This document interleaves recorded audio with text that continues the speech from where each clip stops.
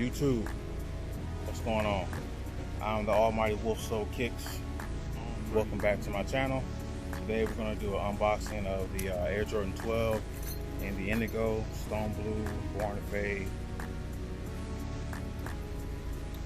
Hope everybody's having a good day so far. I just got these in, courtesy of Nike.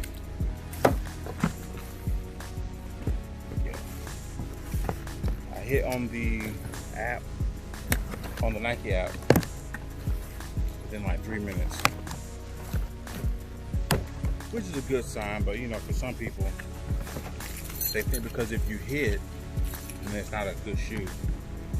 But I had to have these because I really want to know what happens with more wears. What we got here?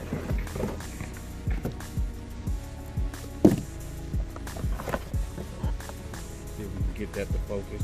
Here's Jordan 12 Stone Blue, Legend Blue, size 14, with a retail price of $190.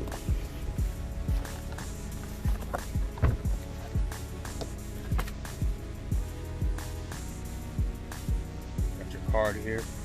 Give y'all a second to read that. Hopefully y'all can read that. If not, read it when you get your own pair. Alright, there's that. Let's take a look at these bad boys. It's my first time seeing them. I can tell you the type of material on the upper I haven't quite seen before. It comes off like it's some type of nubuck mixed with leather.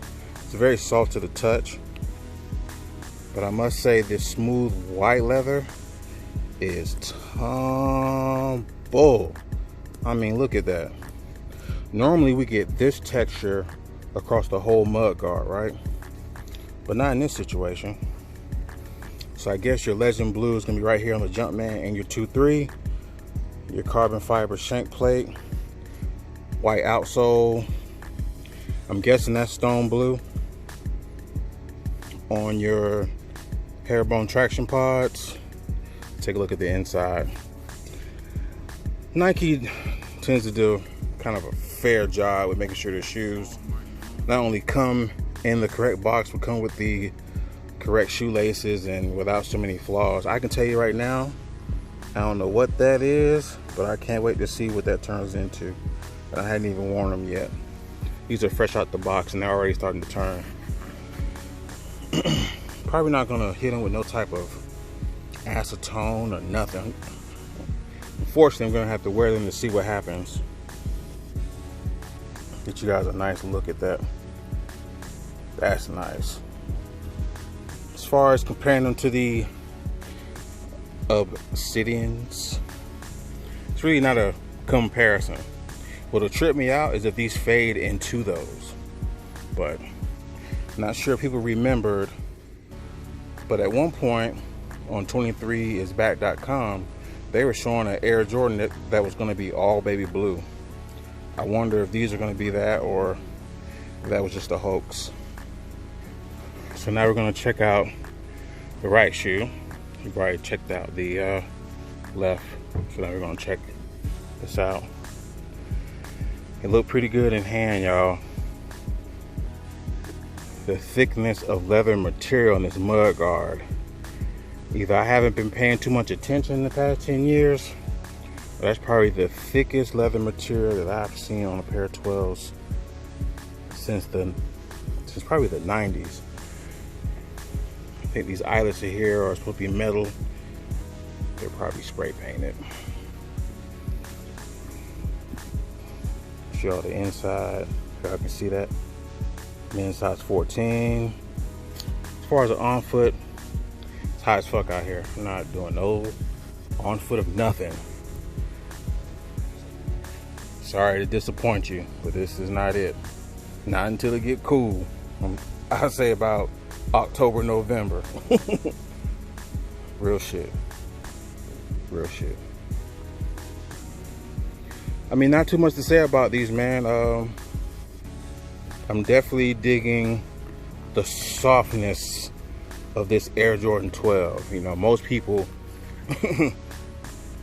think Air Jordan 12s are very hard to wear and they're like boots, but they're supposed to be built like tanks. They're supposed to be. I believe the Air Jordan 12 was, its design was inspired by 17th century women's boots. You can do your own research on that one, but it's either 17th or 8th or 18th century. Could be even 15th century. Is this my favorite 12 of all time? I mean, not this particular colorway, but another reason why I wanted these is because they make up for me not having the French blues. Those shoes sold out so quick a few years back, and these more than make up for it. I'm just really impressed by this leather on the mud guard. And I'm also impressed about how soft this upper is. I cannot wait to wear these. Only thing I'm gonna hate is this damn white outsole turning brown and yellow so fast. I would get a sole protector, but I just don't feel like doing that. I'm sorry. Quality inspired by the greatest player ever. Well, I think that's gonna wrap this up. Overall, I think it's a dope shoe. Can't wait to see what happens as you start to wear them. Kind of have a guess, but I want to see what other sneaker YouTubers are going to do with their pair. I didn't double up because I just didn't think it was necessary. That was not my goal.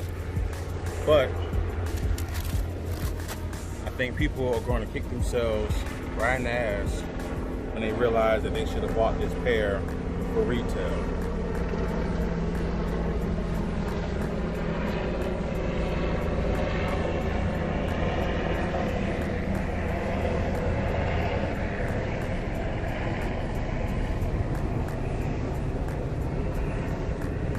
Thanks, helicopter.